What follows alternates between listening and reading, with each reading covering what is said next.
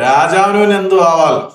Lionel മെസ്സിയുടെ ഭാഗത്തു നിന്ന് ആയി കഴിഞ്ഞാൽ അവിടെ കാർഡും ഇല്ല, ഫൗളും ഇല്ല, ഒരു തേങ്ങയില്ല. നേരെ മറിച്ച് ലയണൽ മെസ്സിക്ക് ഒരു ഏതെങ്കിലും പാവപ്പെട്ട അത്ര പോപ്പുലാരിറ്റിയോ ബ്രാൻഡ് വാല്യൂ ഇല്ലാത്ത ഏതെങ്കിലും പ്ലെയർ ആയിരുന്നെങ്കിൽ ഒരു പക്ഷെ ഉറപ്പായിട്ടും അവിടെ കാർഡ് പോയേനെ.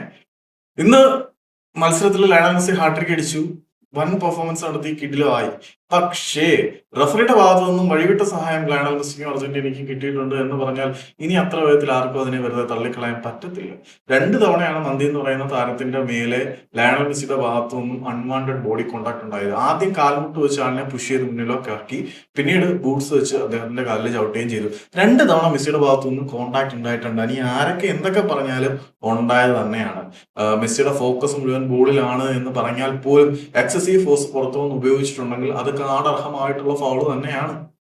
ആണേ, എന്നിട്ടും ലയണൽ മെസ്സിക്ക് ഒരു തേങ്ങ ഉണ്ടായില്ല. അപ്പം ലയണൽ മെസ്സിക്കെതിരെ കാർഡ് വീശി ഉയർത്താൻ പല ആളുകൾക്കും മടിയാണ്, പ്രത്യേകിച്ച് ഇങ്ങനെ പോലെ ഒരു റഫറി ആവുമ്പോൾ. മെസ്സി ഭക്തൻ എന്ന് തന്നെ വേണമെങ്കിൽ സൈമണിനെ വിളിക്കാം. കഴിഞ്ഞ വേൾഡ് കപ്പിന്റെ ഫൈനലിൽ ഫ്രാൻസും അർജന്റീനയും തമ്മിലുള്ള മത്സരത്തിലും പുള്ളി തന്നെ ആയിരുന്നു മാച്ച് റഫറി ആയിട്ടുണ്ടായിരുന്നു. ഏതായാലും അതേ മാച്ച് റഫറിയുടെ ഭാഗത്തു നിന്നും വീണ്ടും അർജന്റീനയ്ക്ക് അനുകൂലമായിട്ടുള്ള ഒരു വിധിയെഴുത്തുണ്ടാവുമ്പോൾ ഈവൻ ലയണൽ മെസ്സിയുടെ ലോകകപ്പ് പോലും ചോദ്യചിഹ്നമാണെന്ന് പറയേണ്ടി വരും.